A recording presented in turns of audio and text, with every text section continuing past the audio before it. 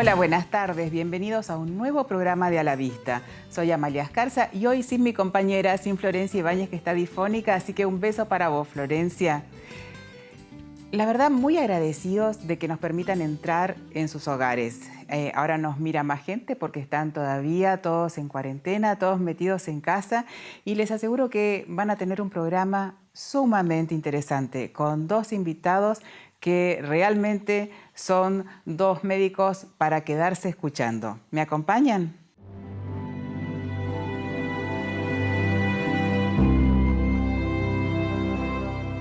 Bueno, y en este primer bloque, como les dije, un invitado muy especial para mí, porque lo conozco no solo como médico oftalmólogo y realmente es un placer tenerlo acá en el piso, el doctor Gustavo Russo. Bienvenido, Gustavo. Gracias, Amalia. Gracias por la invitación y bueno, un orgullo estar acá. Gracias.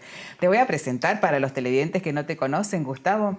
El doctor Russo es médico oftalmólogo universitario, es médico consultor del Hospital Oftalmológico Islas Malvinas, es vicedirector del Centro Quirúrgico de la Visión, es miembro de la Sociedad Argentina de Oftalmología, del Consejo Argentino de Oftalmología y de la Sociedad de Cirugía Refractiva y de Catarata, la SACRIC, ¿no? Así es. Muy bien.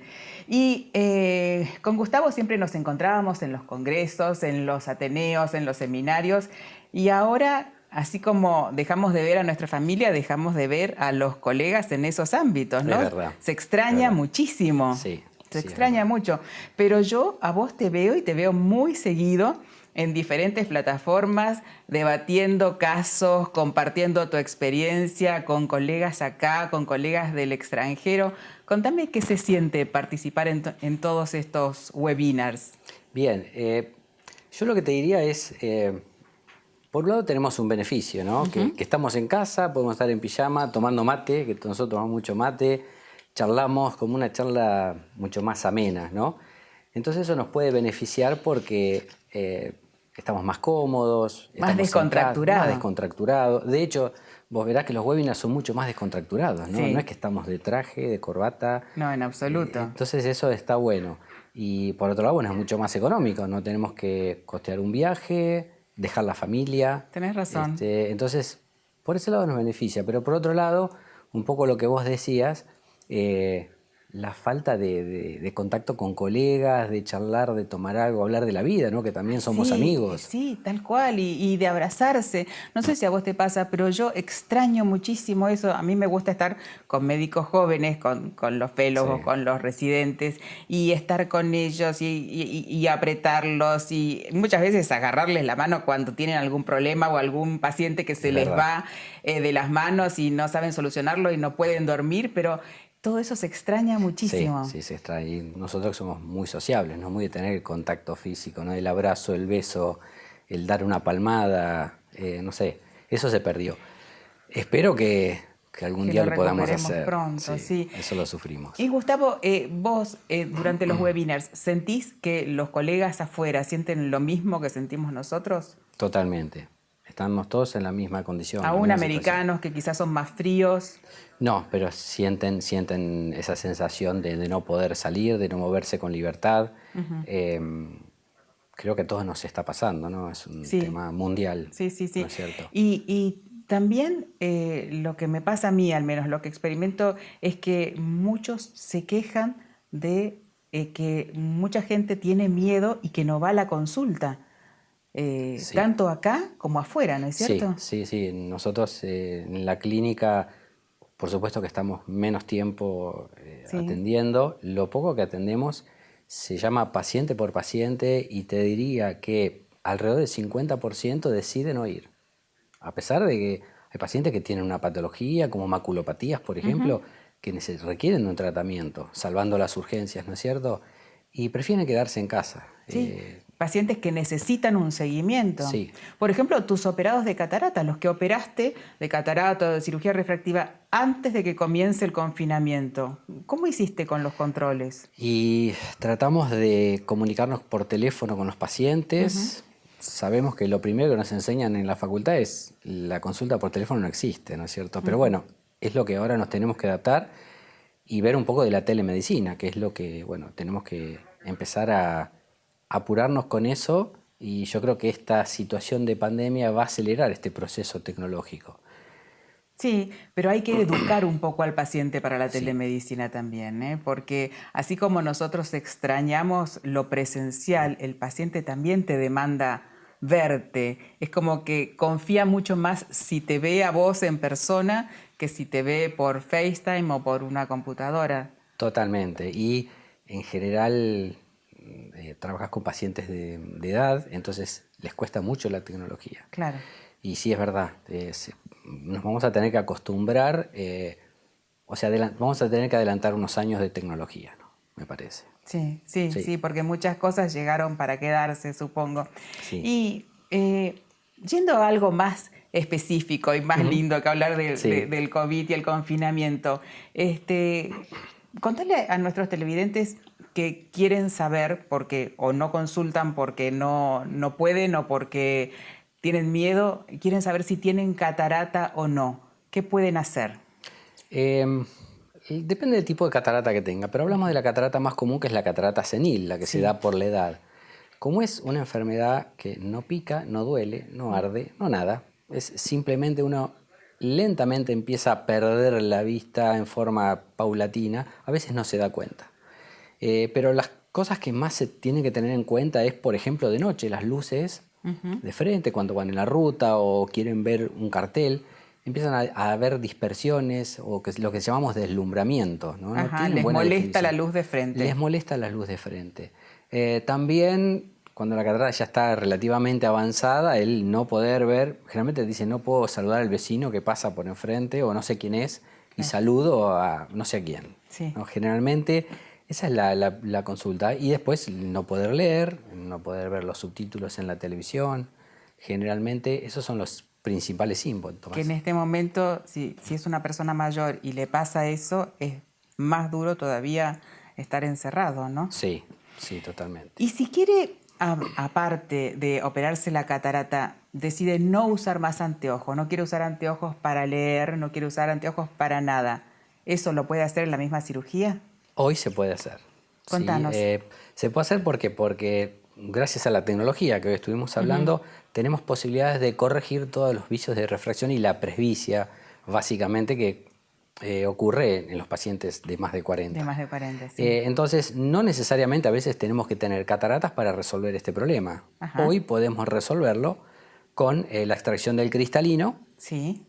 tenga o no cataratas, es exactamente la misma técnica, y colocar un lente intraocular en la cual podemos resolver todos los problemas de la distancia que tenemos. Nosotros tenemos básicamente tres distancias: Sí. la distancia de lejos, la intermedia y y la de cerca. Entonces, con un lente podemos resolver todos los problemas. Al principio se decían lentes multifocales, hoy Sí. sabemos que se llaman trifocales por la tecnología que tienen o con profundidad de foco. Entonces, cada paciente requiere un lente diferente, de Una acuerdo al cirugía caso. personalizada, me decís. Totalmente, totalmente. Hoy podemos decir eso. Antes era un solo lente, si te acordás, cuando éramos residentes, Sí, es había cierto. un solo lente, resolvíamos solamente lo de lejos. Hoy resolvemos la presbicia, el astigmatismo también, que no te lo nombré, la miopía, la hipermetropía. Vos fíjate que estamos resolviendo la mayor cantidad de Sí, los sí. problemas, ¿no? Sí, es maravilloso. O sea que una persona de 50 años que se quiera operar, aunque no tenga catarata, lo puede hacer. Totalmente. Y la cirugía, al decirme que es la misma técnica, no necesita una anestesia, no necesita una inyección para ponerle anestesia, No, hoy en día la anestesia es tópica con gotas. con gotas. Con gotas, sí. Las mismas gotas que usamos en el consultorio para tomar la presión, para que la Claro, gente sepa. exacto, exactamente. Es la misma gota con un poco más de intensidad que la Sí, enfermera antes de comenzar la cirugía le va a colocar. Eh, como vos decías recién, con una inyección, en algunos casos muy particulares, pero te diría ya que muy poco. es muy poco en caso de traumatismos o ojos muy complicados o que sabemos que vamos a tardar mucho tiempo en la cirugía. Ujú. Entonces sí vamos a usar ese tipo de anestesia, pero habitualmente no.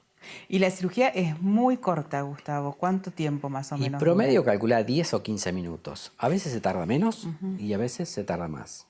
Con esto no quiero decir que es, porque después se genera, no, no, anda que es una pavada. No, no es una No, no pavada. es Es una un pavada. procedimiento quirúrgico. Totalmente. Es verdad, la anestesia es muy suave, con lo cual uno no queda internado, se va caminando. En un rato puede llegar a ver tranquilamente, pero hay que tener en cuenta que es una cirugía, es un acto quirúrgico. Es un procedimiento Sí, quirúrgico. pero sí, son alrededor de 15 minutos. Sí, que requiere estudios previos, análisis de sangre, electrocardiograma y varios estudios oftalmológicos Sí, precisos, ¿no? exactamente. Y volvemos a la tecnología, ¿no? Tenemos tantos aparatos tecnológicos que minimizamos el margen de error, que eso está bueno, y Claro. aparte detectamos enfermedades a veces precozmente, ¿no? Estamos viendo un video donde se explica todo eso muy Sí, bien. es verdad, Muy es bien. verdad.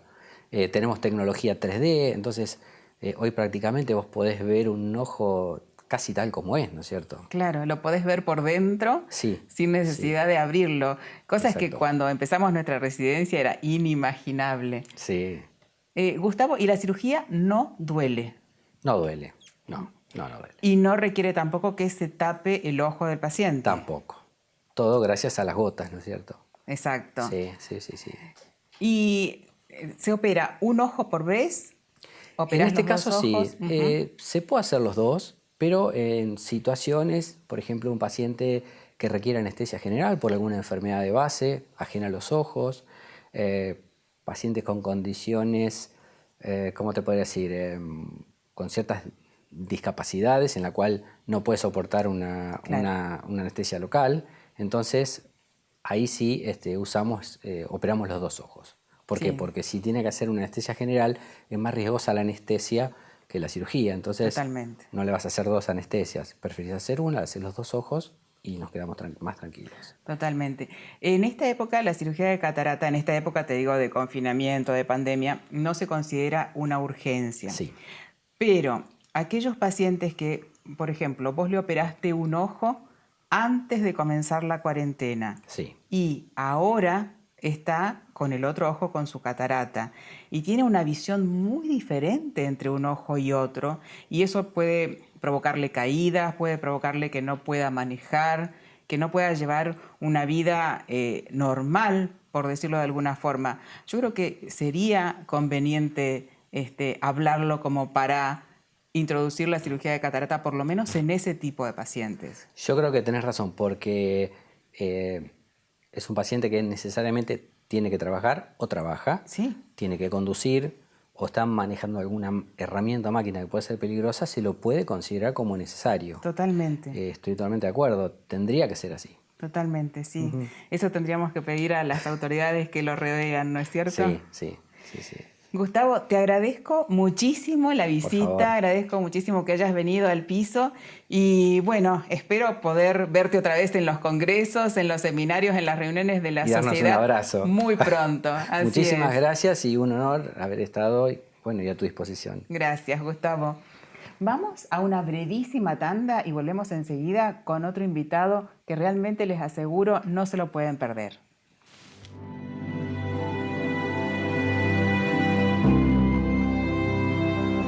Bienvenidos al segundo bloque de A la Vista y esta vez con un invitado muy especial, muy querido por mí, el doctor Eduardo Jorge Premoli. Gracias, Jorgito. Hola, Maya, muchas gracias. Gracias a vos por la invitación.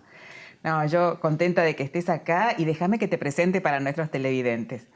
El doctor Premoli es médico oftalmólogo universitario, es jefe de servicio de oftalmología del Hospital Italiano de Buenos Aires, es docente autorizado de la Universidad de Buenos Aires, miembro de la Comisión Directiva de la Sociedad Argentina de Oftalmología de nuestra sociedad, miembro internacional de la Sociedad Americana de Cirugía Oculoplástica y Reconstructiva, de la Academia Americana de Oftalmología, disertante y director de cursos en nuestro país, en el exterior y autor de innumerables publicaciones científicas. Así que otra vez es un honor tenerte, Jorgito. Gracias, Amalia, muchas gracias. Y como si eso fuera poco, nos une, aparte de la amistad, que con Jorge tenemos la misma subespecialidad, la oculoplástica. Exacto. Así que La misma pasión. La misma pasión, que nos venimos viendo en congresos y en eventos hace ¿cuánto tiempo? Un montón. No digamos cuánto. No digamos cuánto. no digamos. Pero para la gente que nos está escuchando que no sabe qué es, contanos qué es la oculoplastia, Jorge. Bueno, la oculoplastia es la especialidad o la subespecialidad de la oftalmología que se encarga de los párpados, la vía lagrimal, la órbita y los anexos. Es decir, no solamente lo que rodea al ojo, es decir, las cejas, la frente, sino también ha empezado con todo lo que es la parte de la cara hasta el cuello, lo que se llama una nueva subespecialidad, que es la oculofacial, Amalia. Es cierto. Oculofacial. Es cierto. Cuando empezamos en los congresos de la Academia Americana a ver que también se hablaba de cirugía de nariz, nos llamaba la atención. Totalmente. Y ahora se habla de lifting facial. Totalmente. Cada vez se va extendiendo más, cada vez nos vamos cruzando más con otras especialidades, ¿no? Y eso es lo bueno, porque sí. es la polivalencia de la especialidad. Vos te vas enganchando con otras especialidades que hacen lo mismo o parecido, sí. Y unos aprenden de otros y en conjunto se puede operar y se puede trabajar en la forma multivalente. Sí, sí. Así como trabajas con otorrinos. Exacto, con otorrinos, con cirujanos plásticos, con cirujanos de cabeza y cuello. Sí. Vamos con dermatólogos. Muchos. Exactamente, sí, señor. Muchos dermatólogos. Y bueno, eso es lo lindo de nuestra especialidad. Yo creo que dentro de la subespecialidad, que no solamente te enfocás en el ojo, sino que compartís la misma pasión con otros especialistas de otras especialidades. Y eso nos enriquece. Totalmente. Eso nos enriquece. Totalmente. Y ahora, dentro de la oculoplastia, son pocas las cosas que podemos hacer debido al confinamiento, pero seguimos trabajando. Sí, por ejemplo, los tumores no los podemos abandonar. Y todo lo que es oncológico no se puede abandonar. No. Todo lo que es urgencias y emergencias tampoco pueden esperar. Y yo te diría que hay algunas otras patologías que, si bien no son oncológicas ni son urgencias, son benignas, pero son molestas a veces y que traen mucha molestia y mucha incapacidad, que tampoco las podemos dejar de lado. Sí, estoy totalmente de acuerdo, porque tengo pacientes con blefaroespasmo, que sabemos que son pacientes que la vista la tienen muy bien, pero la fuerza que hacen para cerrar los párpados no les permite llevar una vida normal. Es incapacitante. Totalmente. Hay que verlos o hay que escucharlos a esas personas para darse cuenta que realmente están sufriendo una enormidad, ¿no es cierto? Sí, son tratamientos crónicos que no se pueden discontinuar. Exactamente, y hay que seguirlos haciendo. Sí, y todos los controles de los operados, me imagino. Bueno, por supuesto, eso tampoco se puede abandonar. Uno hace todos los procedimientos y tiene que estar atrás del paciente para ver que se encuentre bien, que la evolución de la enfermedad siga bien. Siga su curso. Siga su curso, correcto. Y sobre todo vos, que no solamente estás de jefe de un servicio tan importante como el del Hospital Italiano, que estás en las dos sedes trabajando a cuatro manos, a veces no entiendo cómo, sino que tenés todo tu grupo de residentes, de fellows, que tienen que seguir su formación, aunque estemos en época de pandemia. ¿Cómo haces con eso? Y vos fíjate qué difícil que es, porque uno está organizado para seguir o hacer una residencia en tiempos normales,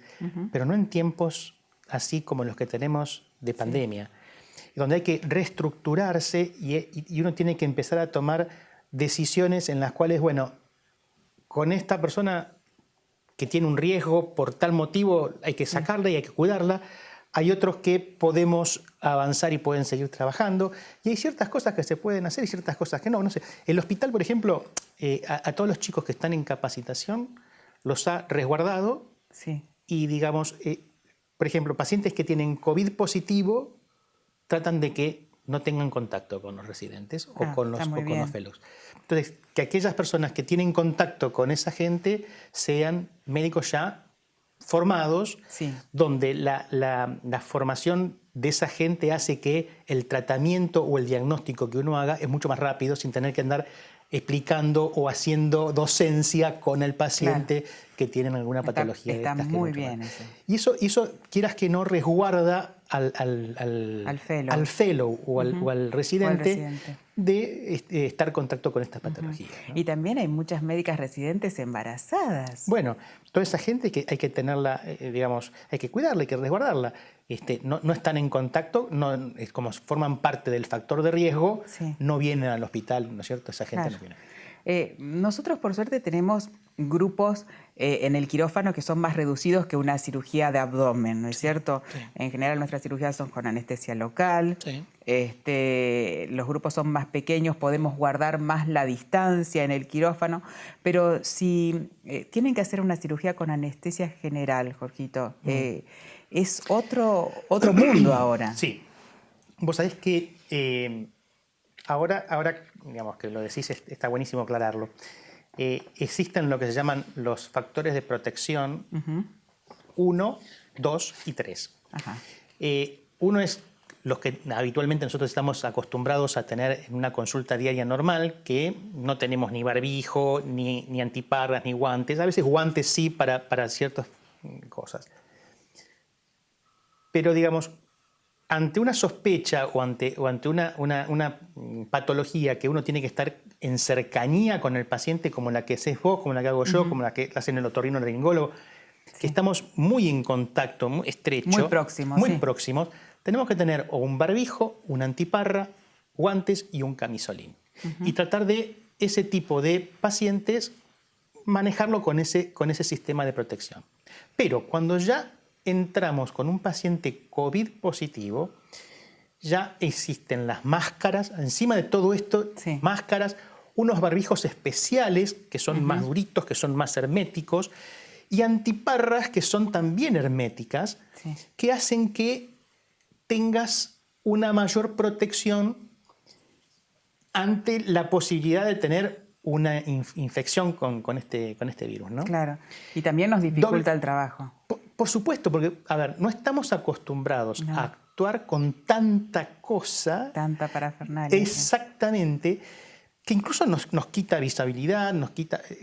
aquel que se ha colocado alguna vez un elemento de protección personal 3, que son doble camisolín, doble equipo, doble guante, doble cofia. Como antes hacíamos con los pacientes con VIH. Exactamente. Es una cosa que hay que estar, porque digamos, no es lo que uno está acostumbrado a manejar. Sí, y lleva otros tiempos. Toda la logística esa nos lleva muchísimo más tiempo. Muchísimo más tiempo. Sí, es todo tan raro ahora, tantas ganas de volver a ser como antes, ¿no es cierto? Y a su vez, todos los procedimientos tienen que ser más rápidos y más exactos, porque digamos, cuanto más tiempo tenés de contacto con esa persona, más riesgo corres de infectarte. Exacto. Y todos los ateneos que en el italiano siempre se hacen ateneos del servicio con otros servicios, ¿ahora los hacen en plataformas? Sí, yo creo que la plataforma virtual ha venido, nosotros la utilizábamos bastante, pero ahora ha llegado para no irse más, ¿no es cierto? Es un gol, yo creo, toda la virtualidad que está sucediendo y está saliendo en estos momentos es algo que nos acerca a la gente que está en otros continentes, en otras plataformas, en otro lado, y a nosotros mismos también. Es una forma al menos de tener un contacto con los colegas que no podemos estar piel a piel, ¿no es cierto? Sí, y de no perder presencia, porque si no perdemos presencia con los fellows, con los residentes y los ateneos, y debatir sobre los casos, problemas, al menos en nuestra especialidad es tan importante. Totalmente. Los ateneos quirúrgicos, los ateneos clínicos, o sea, nos tenemos que mantener en contacto sin estar en contacto. Por eso la virtualidad, yo creo, es un gol que ha venido para estar y quedarse. Es apasionante hablar con vos, no solamente por todo lo que sabés, sino por todo lo que haces en el hospital y por el grupo de gente que tenés, que realmente son muy queridos y a muchos los conozco desde chiquitos. Desde chiquitos, sí. Y lo que quiero hacer a través tuyo, ya que te tengo acá, es un homenaje al primer jefe de residente que tuvo el Hospital Italiano, que fue el doctor Enrique Beveraggi, que fue el primer jefe de residente de cirugía. Sí.